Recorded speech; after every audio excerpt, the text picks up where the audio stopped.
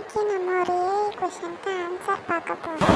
அதுக்கு முன்னாடி யாருக்கெல்லாம் உங்கள் பேரண்ட்ஸை பிடிக்குமா அவங்களாம் ப்ளூ ஹார்ட்டை கமெண்ட் பண்ணிட்டு லைக் பண்ணிட்டு சப்ஸ்கிரைப் பண்ணிடுங்க.